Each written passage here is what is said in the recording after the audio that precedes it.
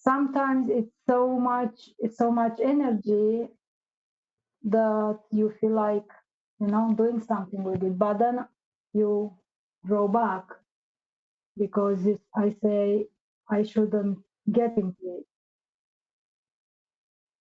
Right. Yeah. Well, you should be completely dissolved in it. So that kind of question doesn't arise, right? So it's like the power dissolves that kind of sense of hesitation or I have to back off or whatever. I mean, that the power dissolves that. So that's Yeah. it's Okay. okay. I mean, you should just let go into that, not worry about it. If you're thinking Mm-hmm. about the power or yourself in relation to the power, it's still me looking at that, right? It's Mm-hmm. not, you're not letting the power dissolve you. And then you become the power, so you don't have to worry about it. That makes sense.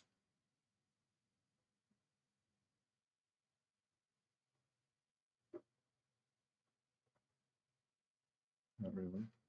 Yeah, I mean it's the mind who wants to know what to do with it.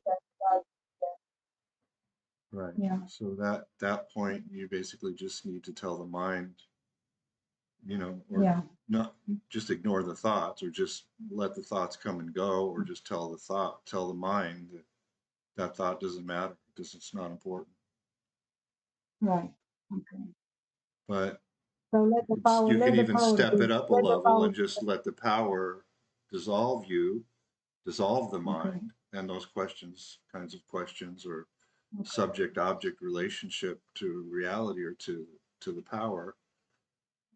It's Yeah. like Okay. this look, I'm, what did you say before? I'm looking at the self or turning my attention towards the self or whatever. But so there's Mm. still a looker there. There's still someone that's looking at the self, or someone, in this case, someone that is looking at the power or thinking about the power as something that's separate from that power. But you're not separate from that power. Mm. So when you just let that thought go off, not be concerned about it, just say, oh, well, that's just another thought. Just, what's happening at that point is you're giving importance to that thought. Mm-hmm. You're thinking, oh, Yeah. this is, somehow I have something, well, I read this somewhere, or whatever, Maharaj said, or whatever, but that's just something that the mind is throwing up. But you have the choice of whether you give that your attention, or if you give that an importance or not. If you don't give it any importance, then it goes away and then it's just absorbed back into the power again. So then there's only the power there itself. So I understand that a realized master has a tremendous power, um, but um,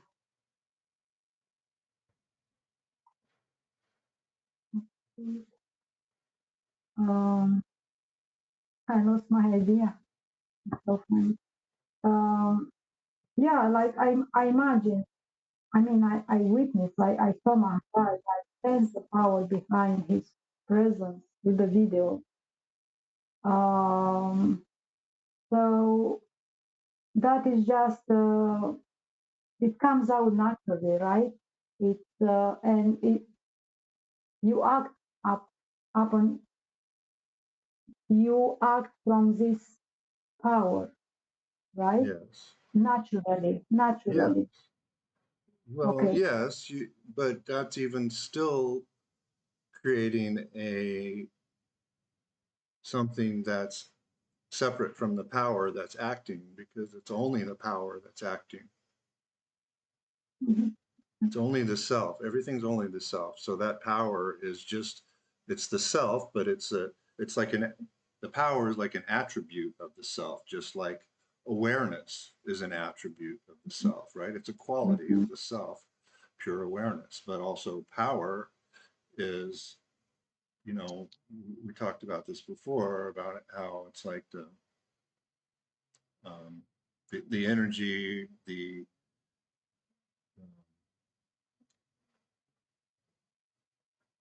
energy, the power of the self. That's like what animates all of life, all of the universe is that the power behind that. Right? So it's only the self, but it's the active dynamic principle of the self. So if you think of that I'm acting with the power, then there's still me and the power. There's still two there. It's still the duality. So it's like it's a matter of coming back to surrender. Yeah, and Only it's he. pride in that actually. It's pride in that power. Yeah. So I have to surrender it. Yeah. Yeah, but it's also if you could think about it in terms of what I was saying between like a high and a low energy state, when you're thinking about power, that's low energy, but when you are the power, that's high energy. Okay. Yeah. Mhm. You know what I mean? So it's again surrendering. So when the thoughts come up, lay them down, surrender them. It's not important. You don't have to worry about it. I mean, you don't have to worry about anything. You don't have to get involved with the thoughts. Any thought can Right. come, and you should be that strong. You know that powerful that you can say, invite anything, invite the worst to come, and know that it's only myself. It's only my own power that's manifesting as this or appearing as this. Because in reality, this manifestation is just a concept. It's just a label that we put on the power. It's a label that we put Mm. on the self. There's really only that oneness. So again, it coming back to being undefined. So what is that? What is yourself without any definition of yourself? When you're completely undefined, there's only that power itself.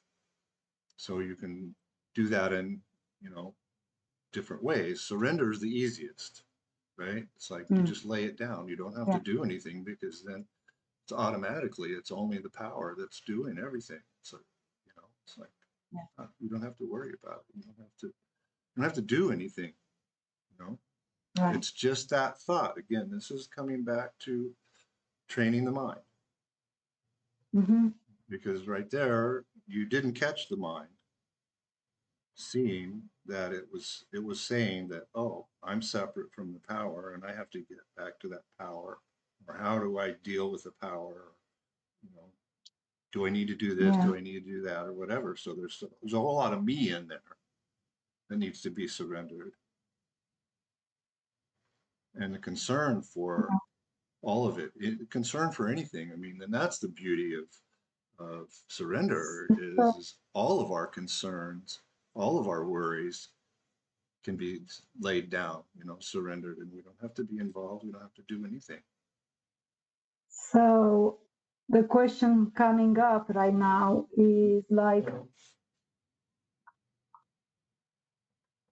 it takes a lot of time to catch the mind all the time, because of many moments of unawareness during the day. I sense that the is not a goal, but let's use that word. Um, I, the goal or the natural way of things is to be totally aware of the thoughts all the time, totally detached from the thoughts all the time. So, is there a way how to drop everything at once and establish into that awareness fully Surrender. surrender. Yeah, but that's progressive. It's not like I would like It's to. absolutely immediate. There's no progression.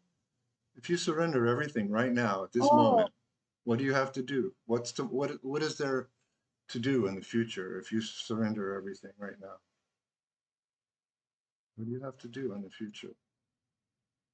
If you think that I'm the doer that has to do something, that there's progress in the future, you need to surrender that because that's still me having to okay. do something. Yeah. Okay. So it's absolutely immediate, and you don't have to, and your attention shouldn't be on the thoughts. Your attention should be on the awareness and noticing that the thoughts just come and go. You're not giving Yeah. importance. If you're putting all your awareness on the thoughts, you're looking objectively. And that's why I keep Yeah. telling you, Okay. lift your mind, lift your attention from objectivity. So Yeah. then Yeah. you're it, in a way, when you do that, there's not you doing anything anymore. It's just the Mm. awareness. You become more and more aware that you're the awareness, and that's all there is. And everything that Okay. appears is yourself. Everything appears is that power itself. It's the self. It's only the self that's appearing. So you're creating an artificial division, still thinking that I have to get to the self somehow. I have to become the self. Yeah. Yeah. I got it. So Thank that's you. false. So surrender Yeah. is the answer. And it's immediate, Yeah. and it I won't be should befriending be it. I won't be befriending it. it should be Yeah.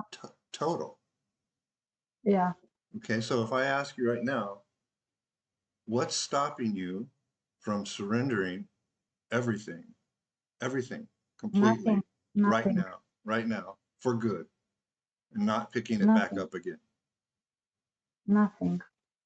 Okay, so that's part of the training of the mind is it, it's not really a progression. It looks that way when you think you're the mind or when you think you're the body, but Mm. really it's the only thing that's going on. It's the only thing that is. It's just you're giving importance to thoughts that aren't true. So it seems like I'm separate from the self. I'm separate from the power. Right. Yeah. Mhm. So you can ask yourself, what am I giving importance to? So there are different ways to train the mind. What am I giving importance to? Am I giving importance to the thoughts? This is the nature. This is the essence of self-inquiry. It's like, well, who am I taking myself to be at this moment? And I stressed this in the last time we talked is, am I he or am I me? That's checking the mind. Mhm. I'm And when there's I have to do something to get to the power, that's me. That needs to be surrendered. Right? So am I me or am I he? I If am I'm he. if I'm me, then surrender it.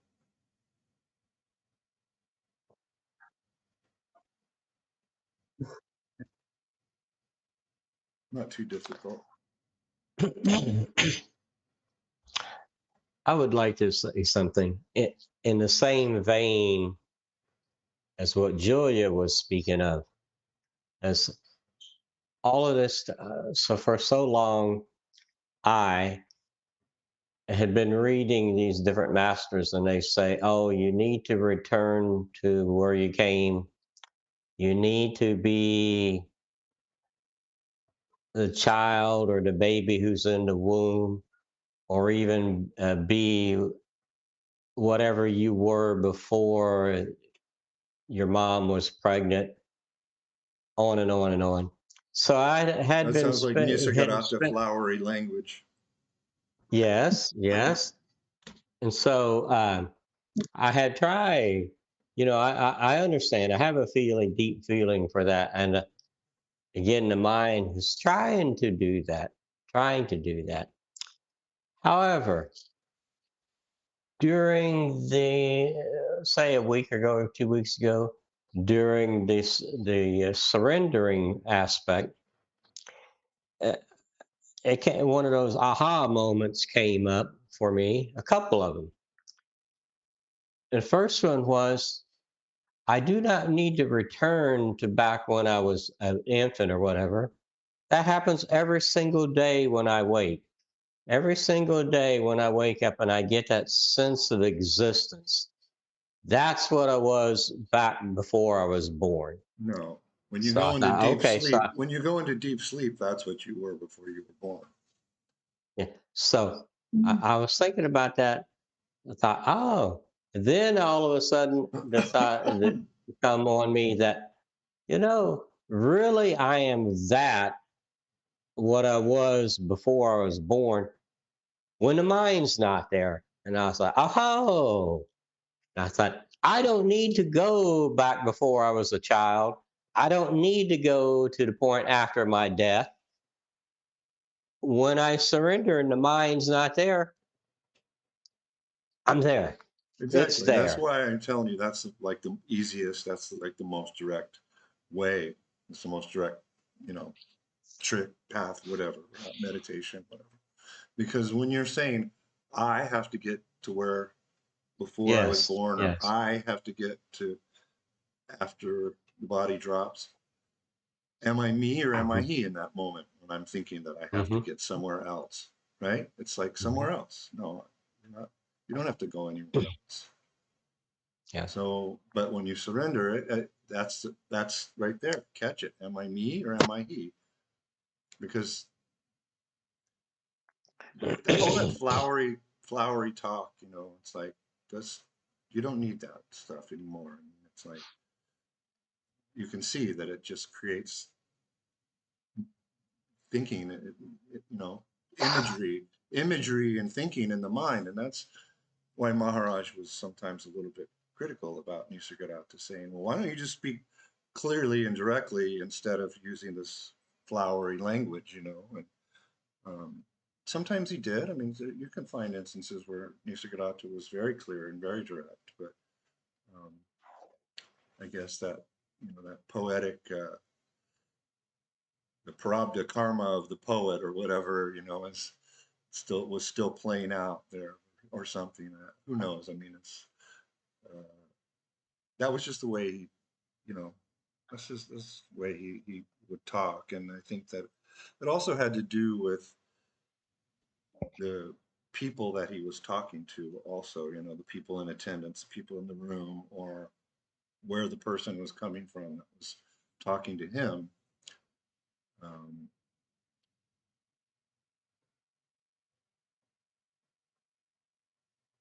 because he would often speak to people like on a level that they could understand, right? And they were capable of understanding. So you can say things in a certain way and to one person, and it's immediate and direct for them. And if you say the same thing to another person, it just creates a lot of thinking and confusion in their mind. So you have to think of another way or come up with another way of saying it that suits them, and at whatever, you know, capacity that they have of being able to understand what's being said. So you can forget about that. You don't have to get back to where you were before you were born because you were never born. Mm. Well, And then continuing they're what Julia automatically was. back there. Mhm. Mhm. Yeah. You going to say something? Oh, I was going to continue with what Julia was saying about, okay, the experience that when I come back from the mind not being there,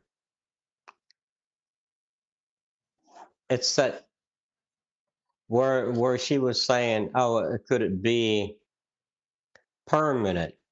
No, that's kind of the kicker because whenever the thoughts come again, and come again, you have to keep doing it over. You have to keep doing it over. And I'm going to say that at some point in time, the one who's saying, um, I'm he, I'm one, not I. Let me kick the I out. One, only Say, no, oneness is, don't, only he is, that will go, is supposed to go.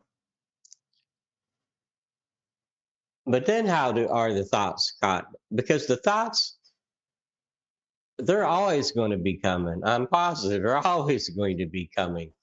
So what happens then?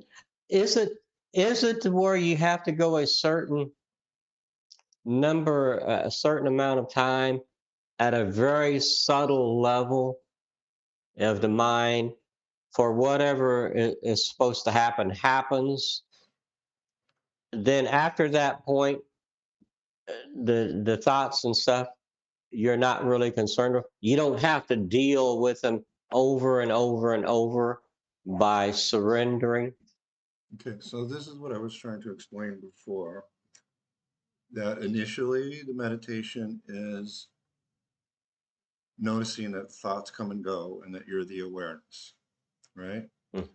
And then shifting your identity more and more to being that awareness, being this, being the self. And then everything that you see is the self. So then the distinction of thoughts is irrelevant because everything's only the self at that point. So if you're seeing everything as the self, whether if you fully understand and see everything as the self,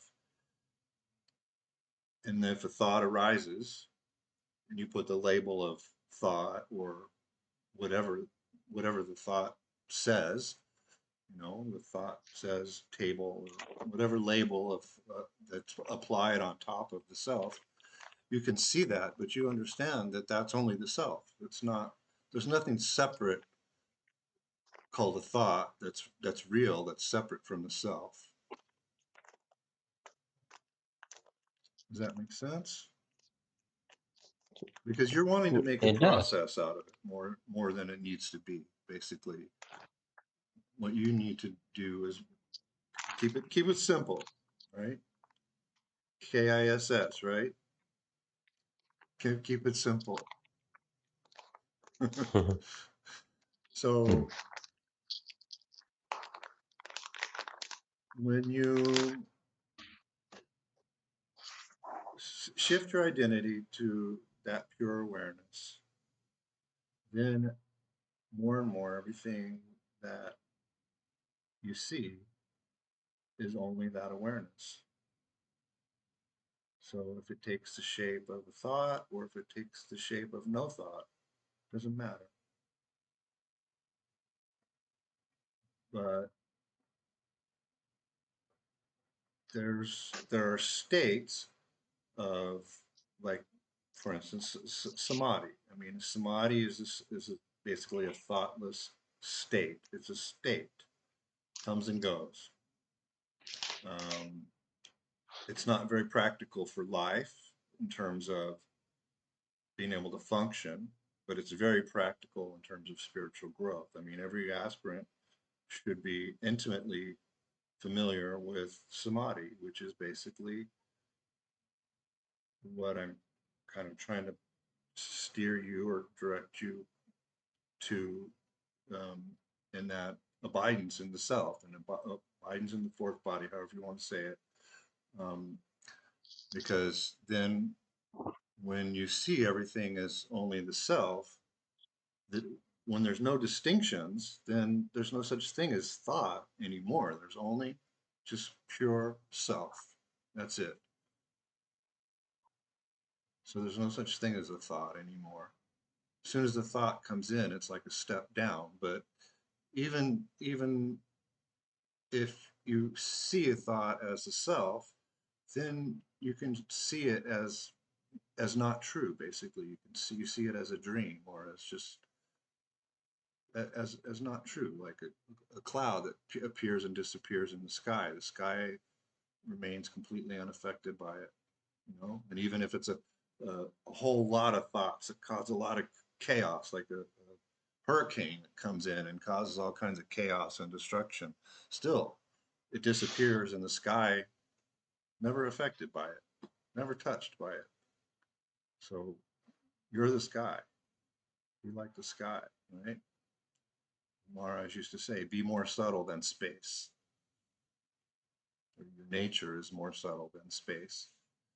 So right now, you know, if you're taking yourself to be defined by a thought or contained in your thoughts, then that's still a mistake. Because you're the one that's aware of the thoughts.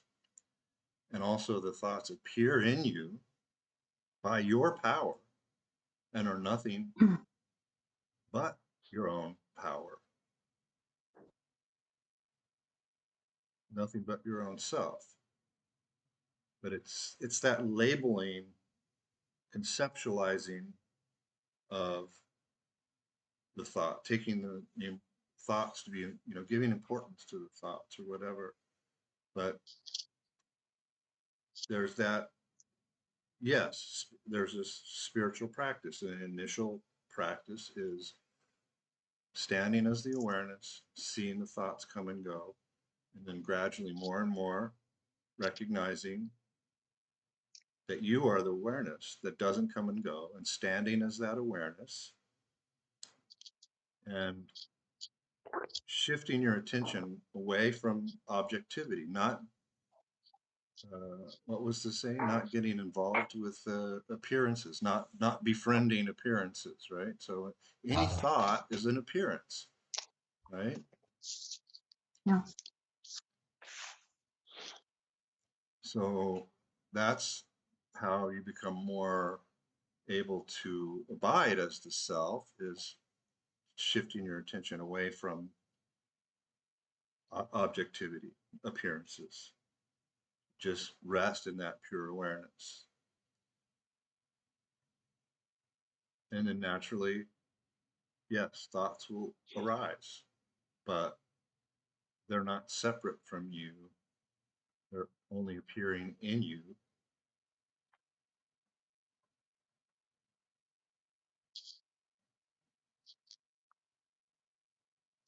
It's only the self.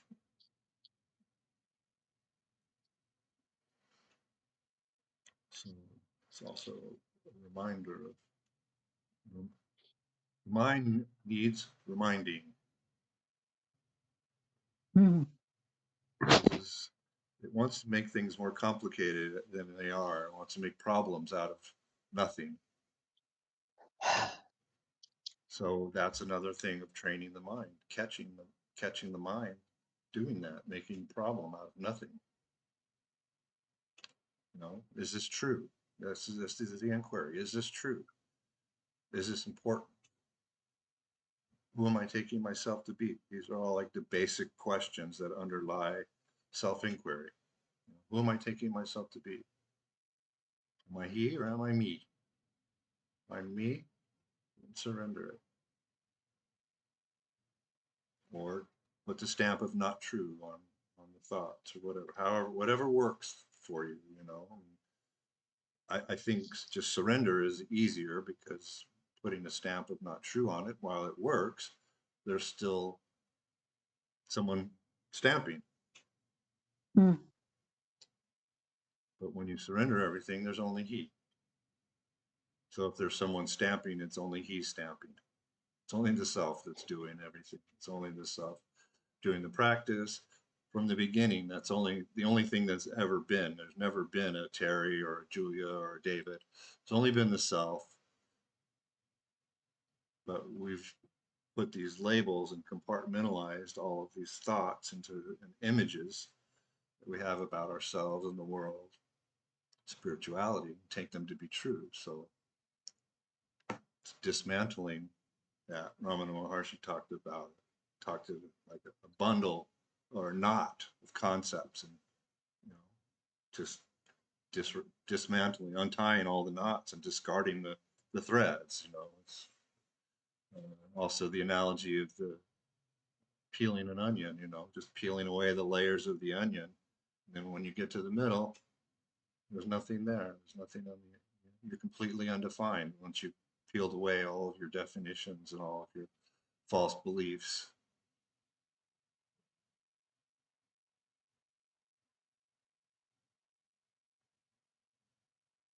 There is no spoon. You remember the phrase in The Matrix, there is no spoon. Oh, The movie The Matrix. Yeah, there is no spoon. yeah, it's only the self.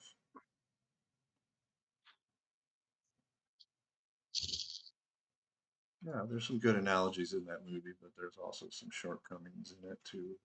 Yeah, of course. Yeah, but that was one of the good ones. Yeah, I think it probably would have been a lot more spiritual, but I think the studio made them edit some of the more kind of abstract thinking or, you know, spiritual thought out of that movie, uh, according to some interviews that I've seen about it anyway. There's some analogies. I mean, yeah, we think we're in the world. We think we're characters in the dream, but really that's the matrix, right? So taking whatever it is, the red pill or whatever he took, the blue pill, whichever one he took, that's waking up from the dream, recognizing that it's only a dream. That, oh, I'm not in the dream. I'm seeing the dream, but I'm not in it. I see that there's a character that's playing a role in the dream, but I see that. And I see that character come and I see that character go off. But I'm still here. So how could I be in that dream? How could I be that character when I'm still here, when that character's gone, when that whole dream goes off, waking state goes off?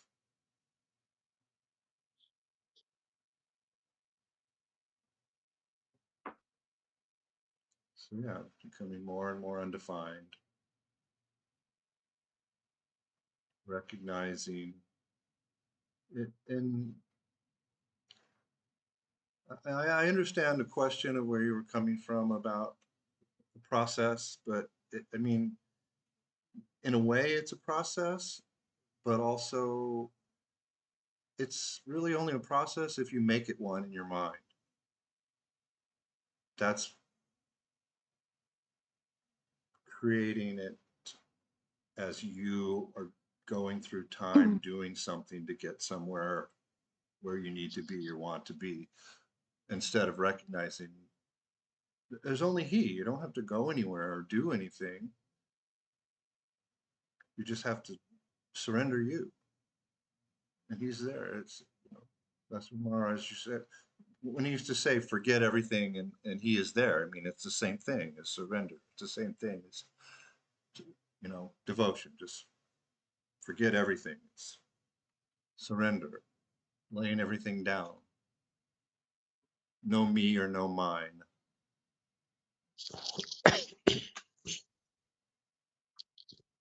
Those are the causes of all our problems, all the suffering. Somebody did something to me. Somebody took something of mine. You know, there's no you and there's nothing yours. So what can anybody do to you?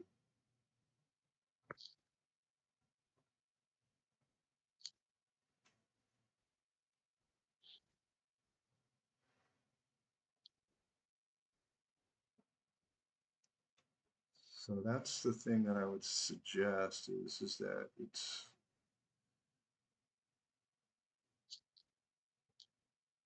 yes, in the beginning it takes a little effort. It takes a little practice of catching the mind when it's doing those things, because it's habit. It's a habit of the mind. It's a vasana. It's a tendency of the mind to repeat a certain line of thinking, a certain way of thinking. It's called a vasana or vritti. It's just the activity, the chatter of the mind that's habitual. because it's gone unchecked.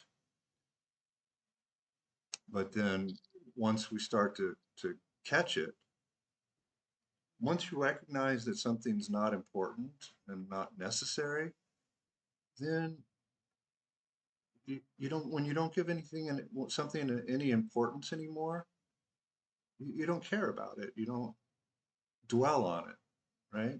And then when you don't give it any importance, then it stops coming around. It comes back to your question about, well, is there a point where it just stops coming? Well, a lot of stuff does stop coming because you recognize something's false and you don't give any importance to it, then you don't dwell on it anymore. It's like, oh, I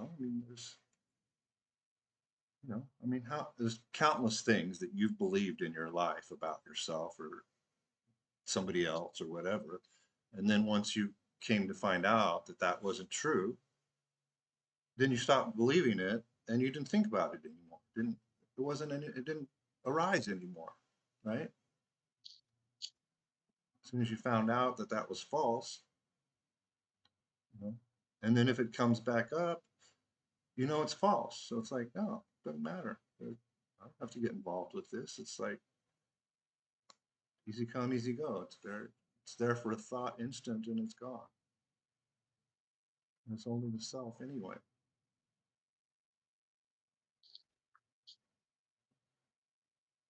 So that it is important.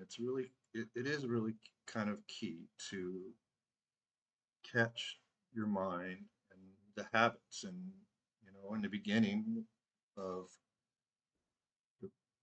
while you're practicing of this practice of training the mind is catching the mind in these habitual ways of thinking or in the false beliefs. And then after a little while, then it just falls away. You don't need to do it. I mean, and then if there's something that comes up that the mind throws something up, it's false. So you don't get involved with it anymore. You're like, oh, okay. So it's like it's in a way it's initially it's changing a bad habit of the mind for a good habit of the mind, and then recognizing ultimately that everything's only just a play of the self. There's no good, there's no bad, there's no mind, only the self. I'm going to need to step up for a second because I drank some coffee before for my headache. So I gotta go pee real quick. I'll be right back.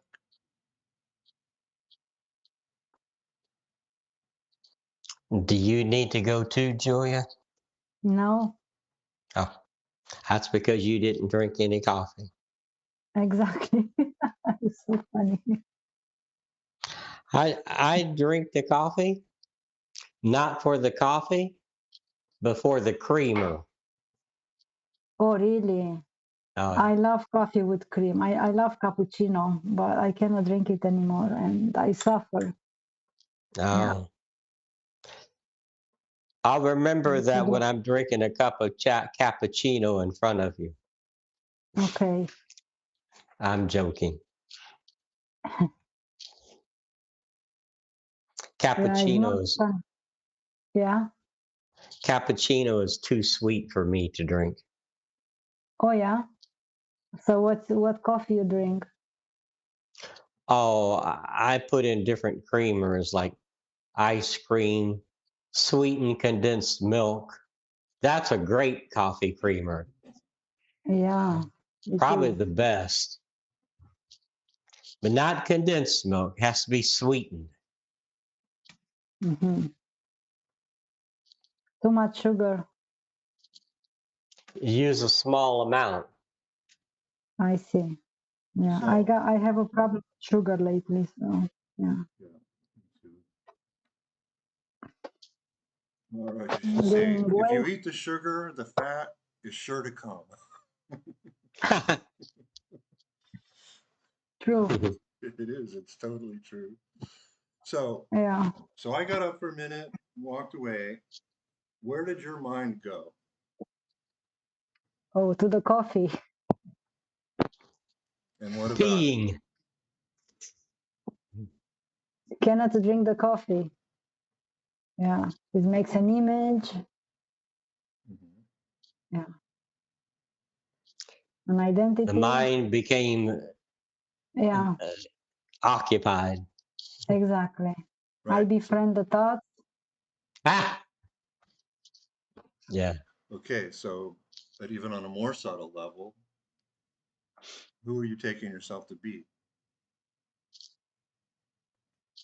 Me. Yeah.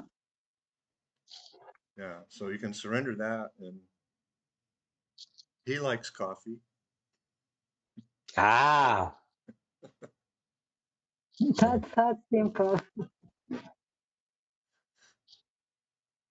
He cannot drink coffee. Hmm. He is the coffee Yeah.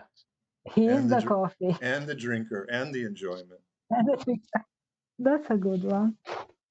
Yeah. And the sweetened condensed milk. Yeah. So there's a subtle difference in kind of who you're taking yourself to be, right? So Yeah. like uh,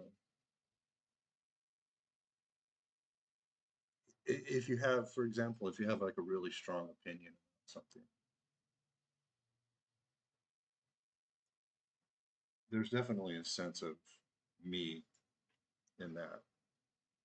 Hmm. For example, you said earlier,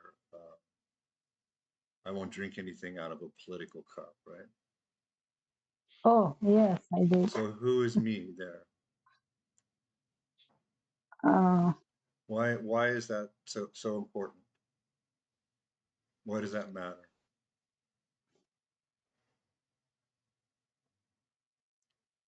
Because Julia is putting a has label an of opinion. good or bad Yes. on Yes, one or the exactly. other, Has right? an opinion. Instead Yeah. of putting a label of he on it. Has an aversion. Has a, yeah, it's a like a dislike. Yeah.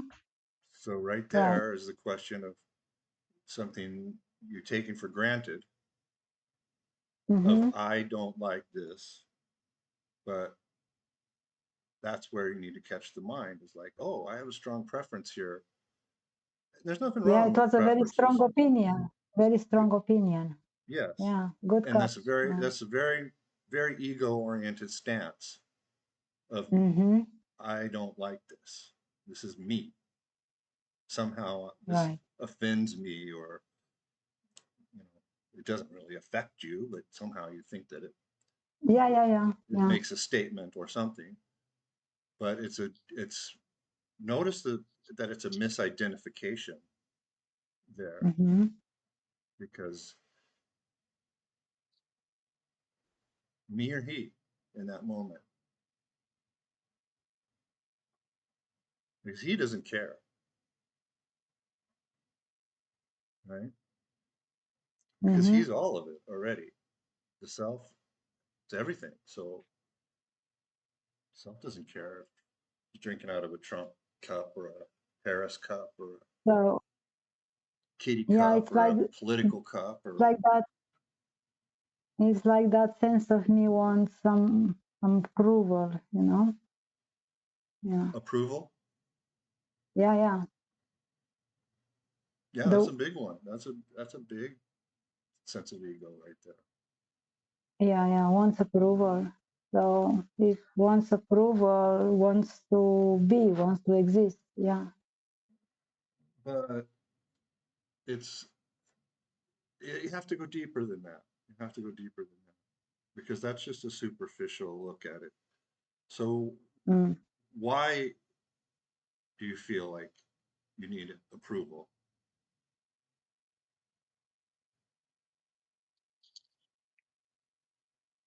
I don't know. Well, because it feels like there's something lacking, right? You need acceptance. You Yeah, need some sort of, it's a security. It gives you some security. It gives you some sense of existence. So if you are exist, you are okay. no, it doesn't give you a sense of existence. Your sense of existence is already there. Um, okay, a sense of survival, if you want to say, a sense of security for sure. Sense of security. For who? For who? For that Yeah, idea. For that. for me. For me. Yeah. Yeah. Okay, Yeah. so that Okay. me that needs approval, Only he if exists. you Only surrender he that, is. the, the, Yeah. exactly. So he doesn't need any approval. Right. Yeah. Okay. Got it.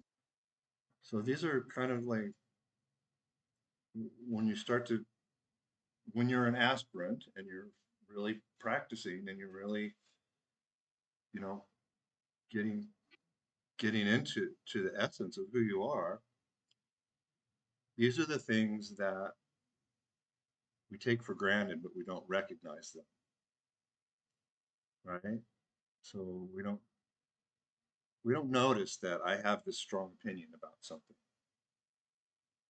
right? So unless somebody points it out, we're just going to think that that's just normal. That's just how it is, right? It's just I have an opinion. Yeah. So that's part of the training the mind to catch who it's taking itself to be. You know, what am I, me or am I he in that moment? Mm. But also sometimes you have to get to the root of it, and usually it's To based see. upon very specific, like it's like an image. Let's say of Yeah. if you want approval, you know, maybe sometime, some point, you know, whatever it is that you want approval for. Let's say that uh, I don't know that you're good looking, something like that. Let's just say that as an example. At some point, somebody said you weren't good looking, so that was a blow to the ego. So Mm. now the me is looking for this approval of that I'm okay, that I'm good looking, right? Or so somebody says Mm. you're, you know, terrible person or something like that. You know, these are the Mm. things that we subconsciously, it's not subconscious. I mean, it's like we're actually conscious of them, but they're we just take it for granted. We haven't, they're unexamined, right? So they're kind of below the surface a little bit, these assumptions, these unexamined concepts, beliefs that we have about ourselves. So that's a practical example because there's nothing wrong with the preference, right? I mean, it's like you like coffee or you don't like coffee or whatever. But um, when you have that strong opinion or a strong sense of like Identity. that's bad Yeah. or whatever. I'm above that. That's even worse because then you're inflating your ego even more. You know, oh Mm. wow, instead of just me not liking it, it's like, oh, I'm so much better than that, right? Then you've inflated the ego. You're reinforcing it even more. So this is the Okay. catching the mind, recognizing where you're propping up the ego, where you're reinforcing the sense of me. Mhm. It's funny how So we have, excuse me, Terry. no, So go we have at certain points, like this strong opinion, for example, when you catch yourself, to dig into the construction of the kind of the base of the ego, right? It's like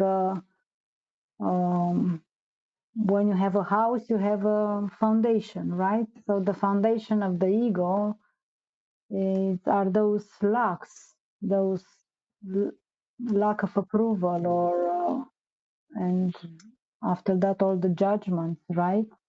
So you have to look into those. Who is? Behind that is a very Uh, specific image of yourself. yeah, so we're speaking about self-inquiry, right? So Right, but what you're saying, I'm trying to take you a course, little bit farther. I'm trying to take you a little bit yeah, farther to say yeah, they're at the root of it. That's not the root. You have to go a little bit farther to go to the root, because the oh, root okay, is yeah, based upon the root something. is here. No, the root The is root is something here, no? of the ego is Yeah, identification with the body and the mind, yes, okay, yeah, yeah, and the images about the yeah, body and the yeah, mind and the yeah, personality, yeah, right? yeah, yeah, So that's at the root of it, right? So the yeah, at the very base is the I am the body concept. right, With that comes yeah, I am the mind. Then on top of that is the personality and the image that we have of mm-hmm, ourselves. Somebody said this about me, somebody said that. So now I have this image of myself as not being good enough or not being attractive or whatever it is, right? You know, not being able to do this or that or whatever. So that's like 3 levels up already from the I am the body concept. So mm-hmm, that's why I was putting an emphasis before upon the like the the the mirror meditation and the breathing meditation to actually start breaking that body consciousness, because once you start breaking the body consciousness, then it's easy to dismantle the images and these beliefs that we have about ourselves. It's like when I say, "Oh, I have a strong, I would never drink coffee from a political cup." I'll just use that because that's just came up, right? It's just, don't be offended or anything. It's just an example. But you can say at that point, catch yourself and say, "Oh, who am I taking myself to be?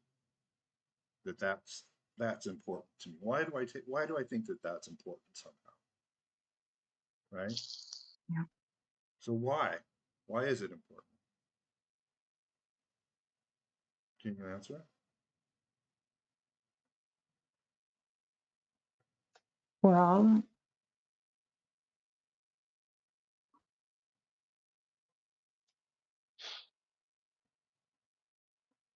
Because you think it says something about you,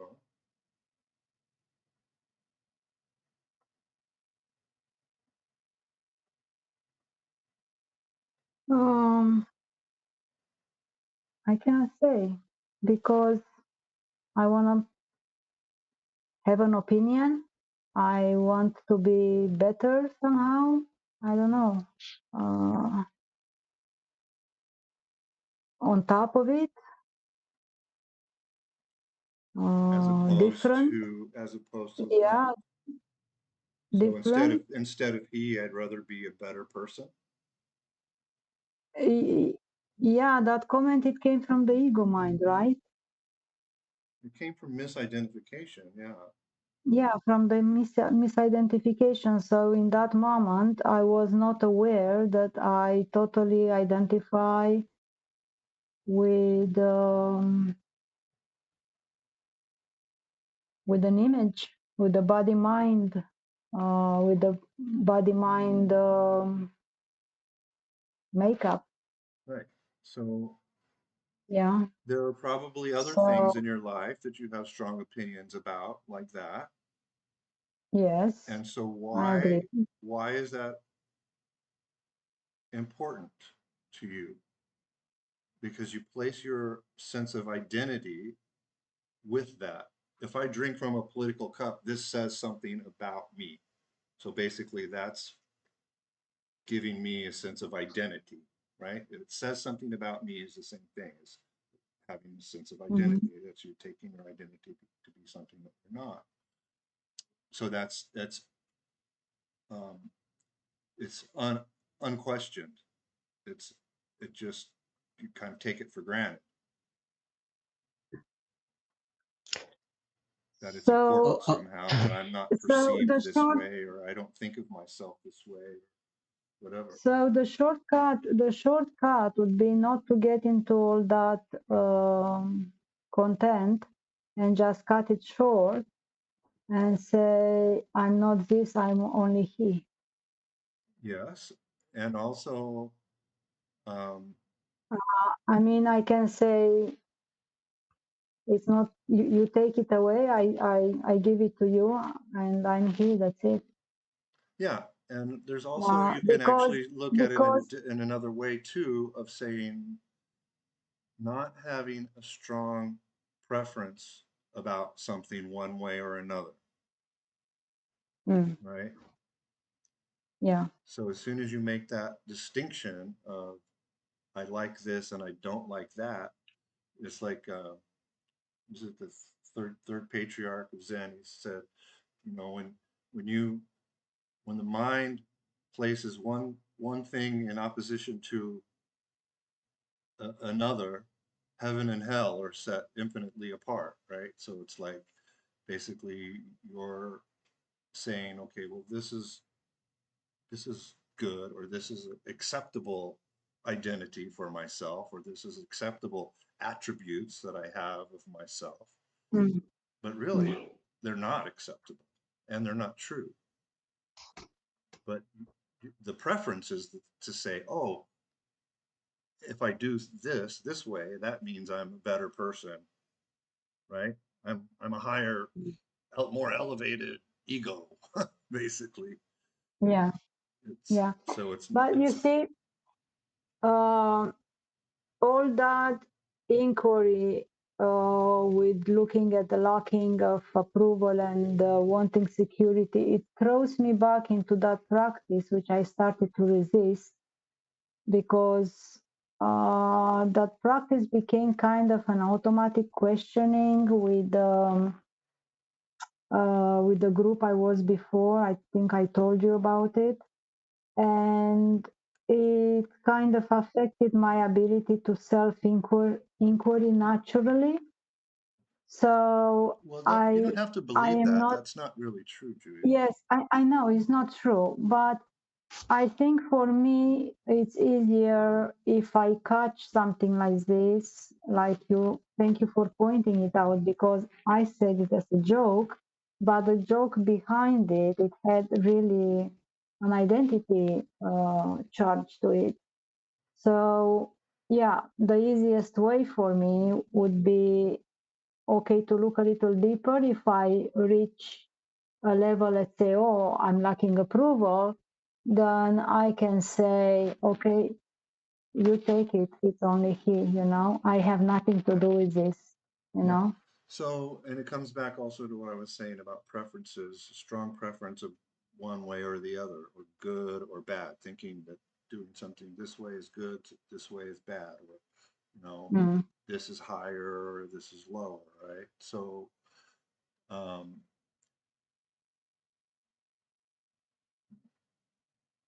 Maharaj used to say to us, you know, don't, you know,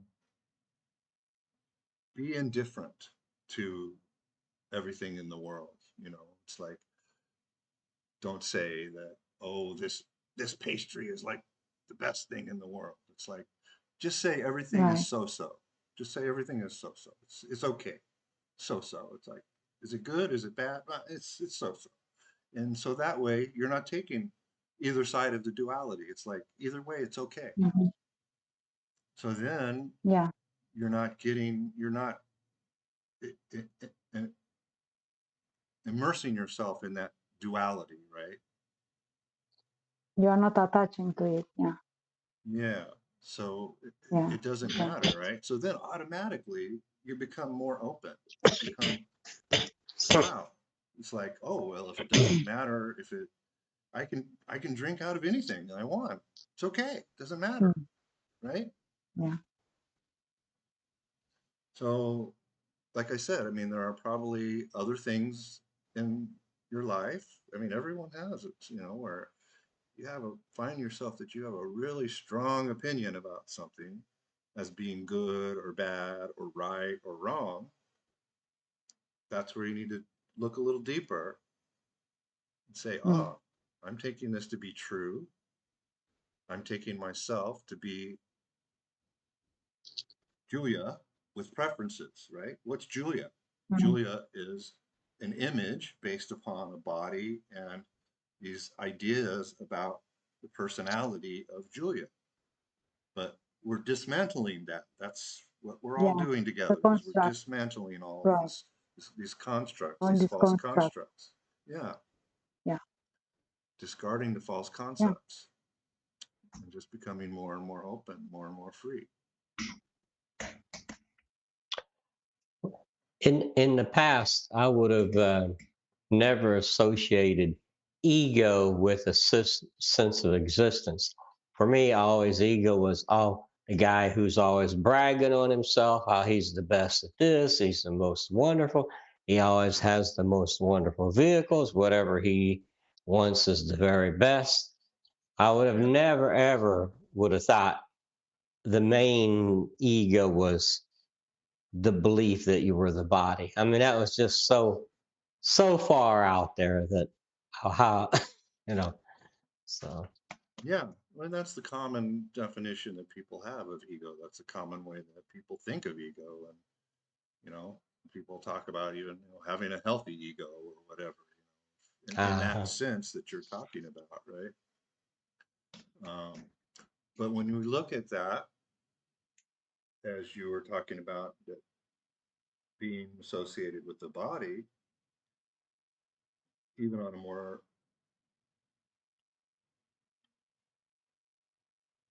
kind of in a more subtle way, we can also look at, well, what is that exactly? What is that identification with the body? And the, it's kind of a strange word to use, but it's pride, Mm. being proud of or ashamed of on the opposite side, because it's a duality there. But being ashamed is just two sides of one coin of ego, of pride, pride and shame. So these are attributes or uh, images that we have that are associated with the body and who we think we are. So those are the things that need to be dismantled. So we need to be able to notice them first, because Yeah, that's really what in spirituality, basically, the ignorance part is we're oblivious. We don't know what we don't know. That's what I was telling you guys before. It's like, that's part of the role of a spiritual guide is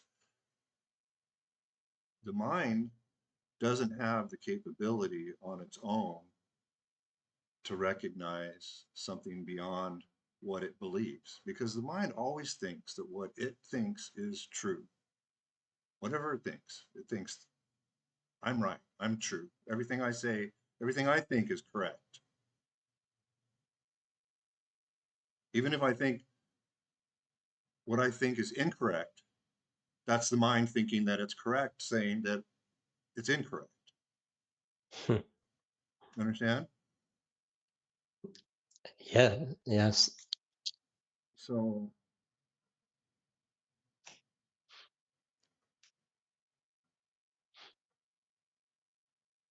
not taking thoughts to be true.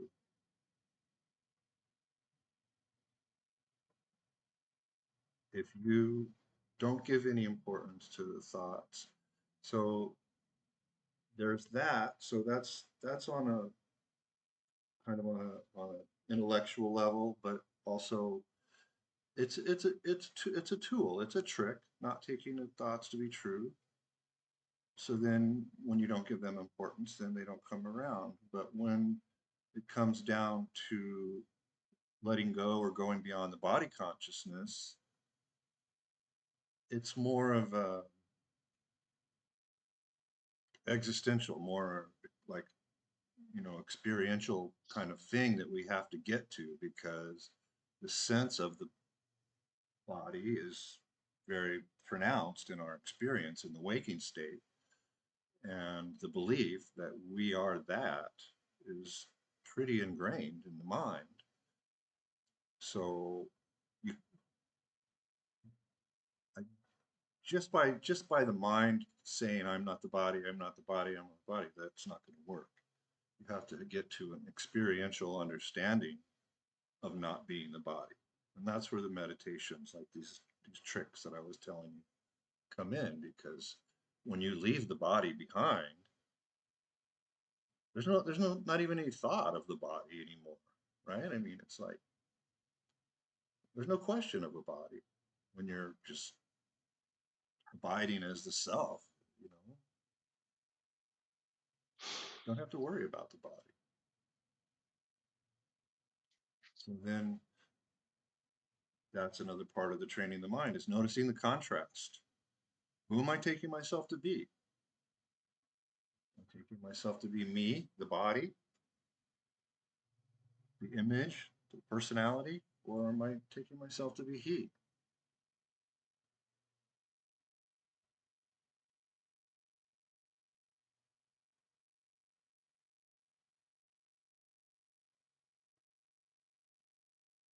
So pretty much all of the saints and sages and scriptures say most important concept to let go of is the I am the body concept, the belief that I am the body, and letting go of, I like the way the Siddhar Ameshwar and Ram Dass put it, of going beyond the body consciousness. Because when you're abiding as the self, only he, there's no, the body consciousness isn't there. So you're automatically beyond it. You've gone beyond it when it's only he. And then even if there's an appearance of the body in consciousness, it's still only he. You're not fooled anymore. Once you've really established, I'm not the body, once you get so used to standing beyond the body consciousness that you're never fooled by the appearance of the body, the activities of the dream character or the character in the play or the movie, right? So many things happen. It's like if you were an actor, it's a good analogy. You're an actor in a movie. And when you're acting, you go through all of the dramas and all of the goods and the bads and the highs and the lows and all of it. And then when that director says cut, scene's over, you're not the character anymore, right? So, and it's similar to that, to recognizing that you're just playing a role, but that you're never really that role. You never really became that role. You're just playing that role. And you can play it to the best of your ability, or you can play it in a neglectful way if you want. I mean, it's not going to be a very enjoyable life if you play your role not well. But it doesn't really matter ultimately. Most important is getting beyond the body consciousness, recognizing that all of this is just a passing show.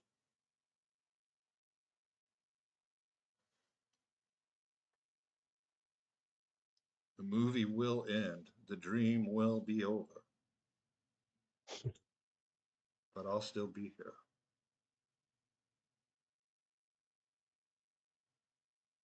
And we don't even have to do anything or go anywhere to get the experience of that, because all we have to do is look at our own experience of where is the character and all of the scenes that we had in all of the dreams last night, or where is the character that we were yesterday. It's gone. We don't have to go anywhere to see that all of that is not here anymore, but we're still here. Even what was here, a second ago is gone, but we're still here.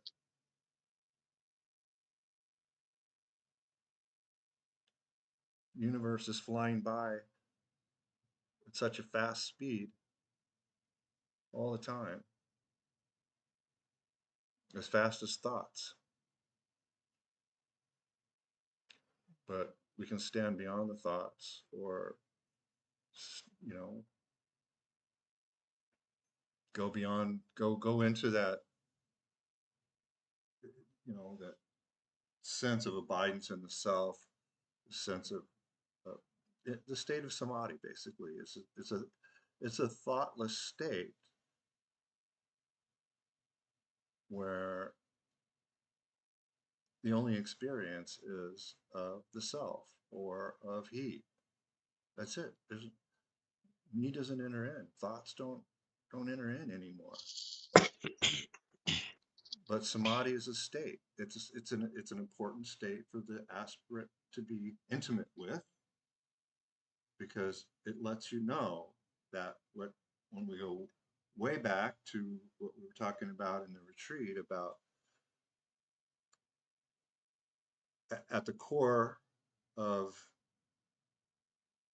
manifestation, from the changeless, the appearance of Mula Maya, the original illusion, the original appearance of knowledge, is knowledge without objects originally, and then knowledge with objects. But still, or Brahman, if you want to call it Brahman, Nirguna Brahman, attribute, no attributes, and then attributes appear in it. But still, it's only one thing.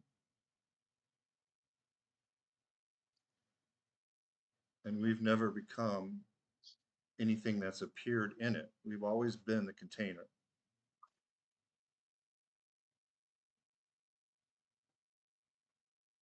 So whether it's objectless knowledge or knowledge with objects, it's still only just pure knowledge, only pure awareness, just the self, only. That's it. Just one substance, just oneness. So that's what I was telling you about, how it's a milestone in your practice, or in your aspiration, when you can see all thoughts as just pure awareness, as the self. Because then the distinctions, first you say, I'm not the thoughts, and then you say, oh, the thoughts are only me. There's no other thing called the thought. There's only me. There's only the self.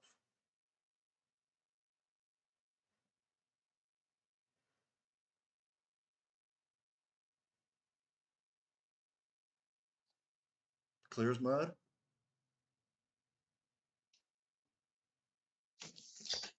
Oh, I wouldn't go that far.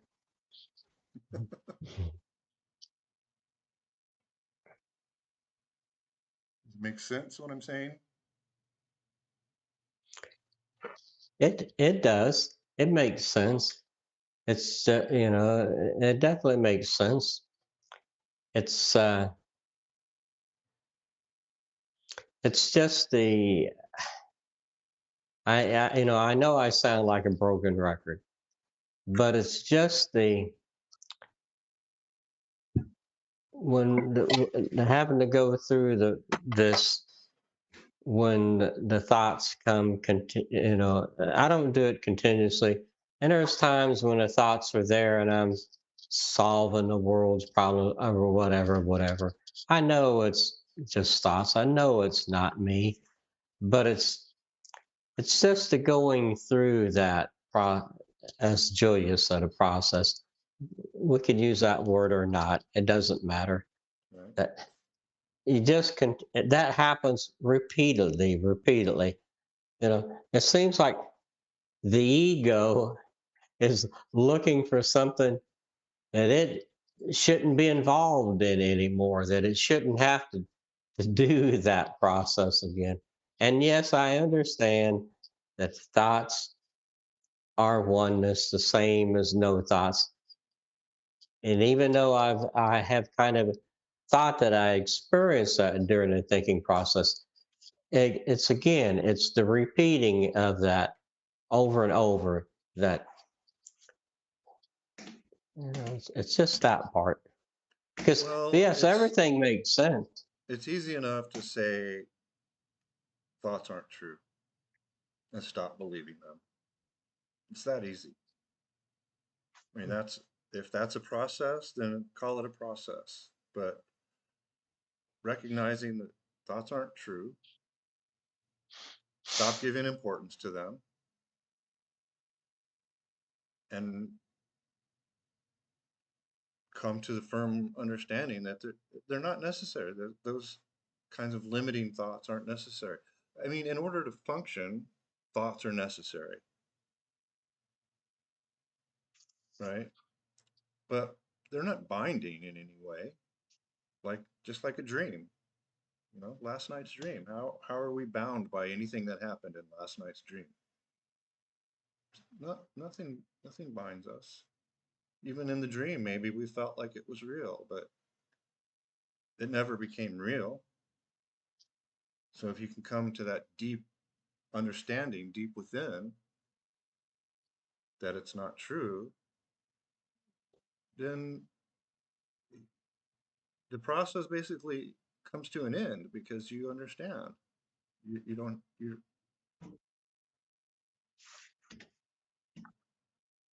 It's just a given, right? It's in the same way in the past, it's just been a given, taken for granted that thoughts are true. Now we're shifting over to taking it for granted that thoughts aren't true.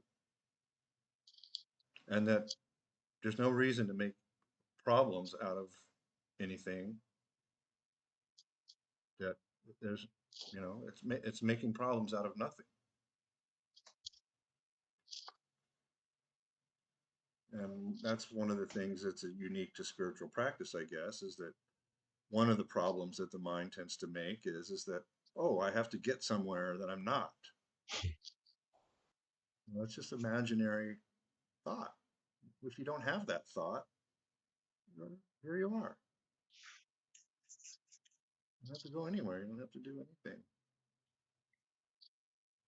Just stop believing that thought. It's not recognize that thought's not true. It's not necessary for life. It doesn't have any value. It only makes you feel like you're separate. That's not fun. That's not enjoyable. It's not necessary, not important. So, but there also must be of that firm foundation of that identity shift, of resting in the awareness, resting in the knowingness of that. No, I'm not the body. I'm not the thoughts. I'm not the images. I'm not the circumstances. You know, whatever the body activity or mind activity. Maharaj just used to say, "Oh, that's just a bodily affair. Don't be concerned about it. Don't concern yourself about it. All takes care of itself."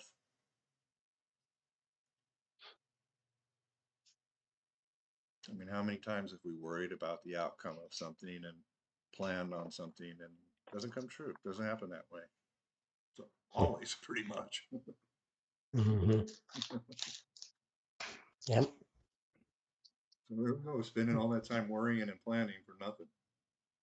Yeah. Instead of just being free and open and just being the container, being the space, letting everything come and go as it does, the disinterested witness.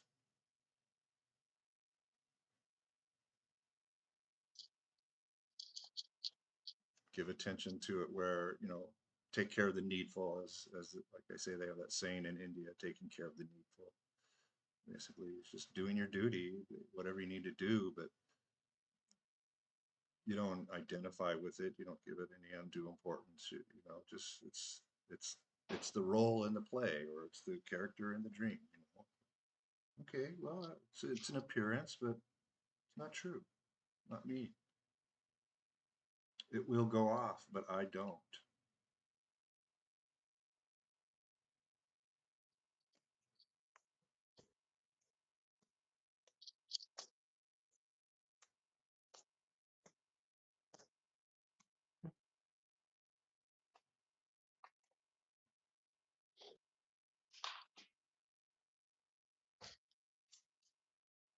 So we hit upon a kind of an important thing tonight when we were talking about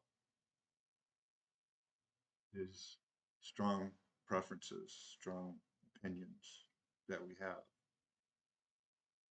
A preference in itself, there's nothing binding in it. But when there's a strong preference or a strong opinion, it's rooted in a sense of identity. So that's where we need to recognize, well, this isn't just a, I prefer Danish over cheesecake kind of preference. This is like, oh, it's like, this says something about me, or, this makes me a better person or a worse person, or somehow defines me or says something about me kind of a preference. That's where we're confusing our identity with something that we're not. And that's where we need to look a little deeper and recognize, and the important part I try to reinforce the whole time we've been talking is that we don't look at these things because they're true. We look at them because they're false, and let them go. Not to take them to be true and to dwell on them. Once we recognize that, oh, I'm taking myself to be the body. Well, I'm not the body. I can just let that go. It's a bodily affair. The body's whatever's gonna happen with the body is, we don't have any control over what happens, We don't know when our last breath is gonna be. We don't know what's gonna happen in 5 minutes from now. There's no point in identifying with that, and when we live that way, we're living in our mind. We're living as me, whatever that is. The images at the root of it is this I am the body identification, and then all of the images and the attributes, the personality attributes and things like that we put on top of that I am the body concept. So it's kind of like this bundle of concepts, basically.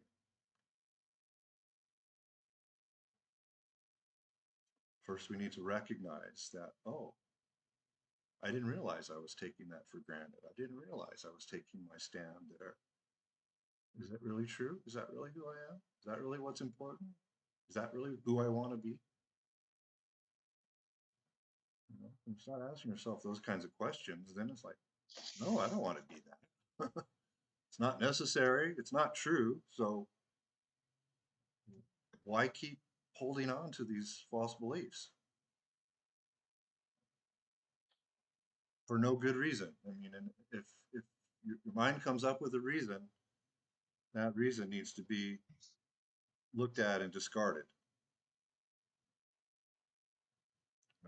That's why I was kind of asking you, well, why does it matter what kind of a cup you drink out of? What does it? Do you think that it says something about you? Do you think that it says something about your identity, or that somehow it makes you a better or a worse person or whatever? These are the things. These are questions you need to ask yourself and recognize. Oh, I'm not the person. And the other thing that we kind of put emphasis on too is not having preferences, not having a strong preference one way or another, good or bad. Everything's like Maharaj says, say so nice, like everything's nice, or everything's just so. Like I can take it or leave it, doesn't matter, right? There are some things that even are harder lessons when it comes to, say, like things that are affecting the body, like a physical ailment or something, a health issue or something that really feels like us, that really feels like, oh, I have to do this or not do that, or this is good or this is bad. It's like, if something comes up, we take care of it, but not to have that strong opinion about this is good or this is bad, or having, Siddhar Rameshwar, he says, don't hold on to any strong feeling of that I should live a long time. Mm. Except, I was never born. I never died. But in order to do that, you have to stand beyond the body consciousness. Body dies, body goes off, but we don't. So something's ailing the body. We take care of it if we can. Maharaj would say, if you have the money, go to the doctor, go to the hospital and get it taken care of. You don't have the money, recognize it's just the body. It's not you.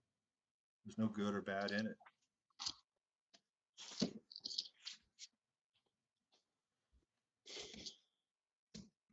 Makes sense. That's a hard one though, because it's like the body feels like, he used to tell the story so many times about Siddhar Rameshwar would say, in order for realization, you have to let go of your nearest and dearest. Mhm. And he wasn't talking Yeah. about people. He was talking about the body, Hmm. because the body is the thing that we hold the most dear in this life. Mm. So that's why it's important. I emphasize all along from the beginning of,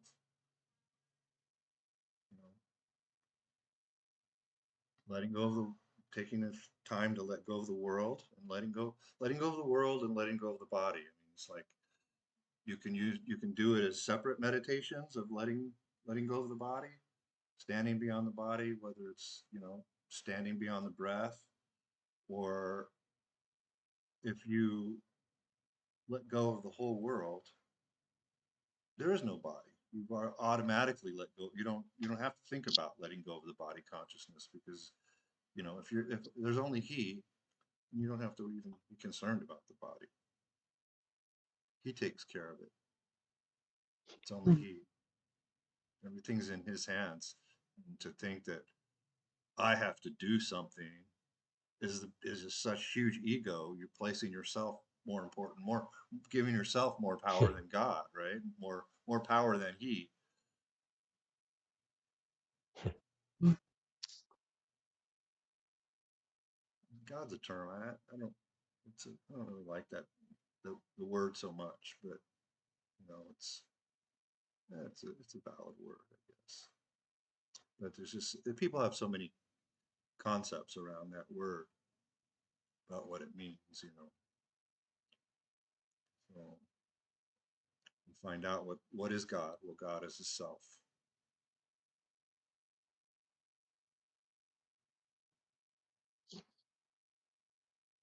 And that is our true nature. That's our own identity.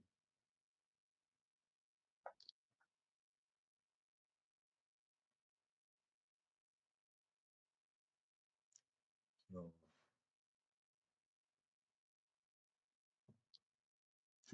2 points that I just re-emphasized.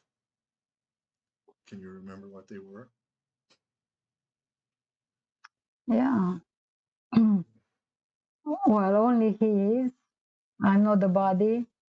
And yeah, I'm not the body. Let go of the idea of being the body. The specific points that I made was not having preferences one way or the other, strong Oh, not opinions. having preference. Yes, right. Yeah. So that's one. And then the other one was I don't know. Only Say he is. that's everything. why Everything that's is all right. Everything is Say all right. everything So is and all so. right. Yeah. Well, so examining the places where we're taking ourselves, who are taking ourselves to be when it feels really strong, like we're taking it for granted that this is who we are. Examining, catching that, trying to catch that, examining that, because right now it's easy not to see it because it's just a habit of not recognizing it. So it's a little bit of a recognizing that, oh, I'm taking this belief to be true. So it's like, that's why I say, am I me or am I he? Because then right away you can see, oh, okay, who am I taking myself to be? What am I taking myself to be in this instant? Right? You can surrender it, or you can examine it and say, oh, taking myself to be this and this and this. Am I that? No. So I can forget about it. I can just let it go. Right. And yeah, you have to do that a few times initially, and then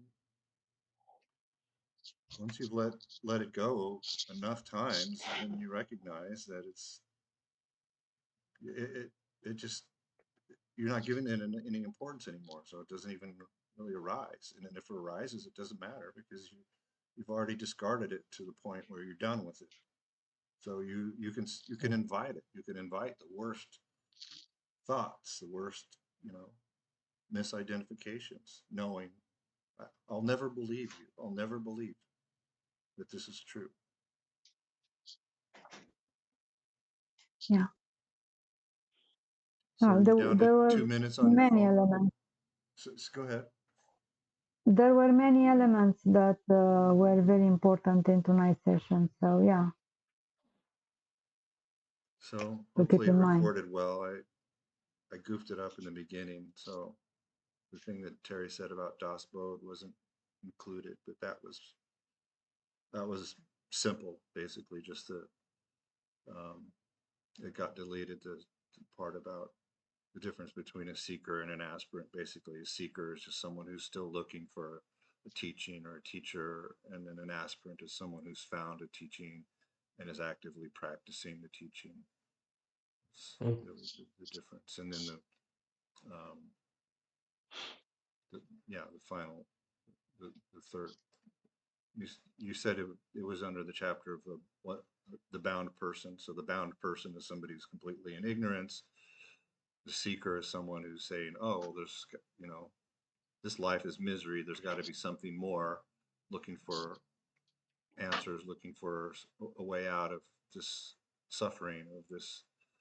There's got to be something more, and then that's the seeker, and then the aspirant is the um, who's found the teaching, is practicing, who's letting go of concepts, letting go of the false, embracing the true.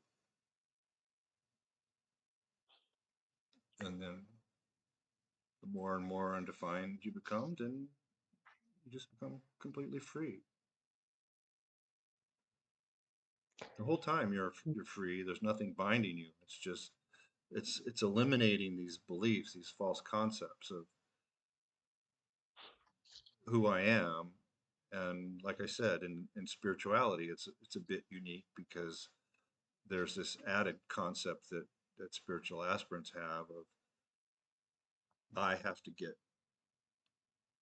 to the self. I have to get to reality. I have to get to enlightenment or something like that. So it's like, no, that's false.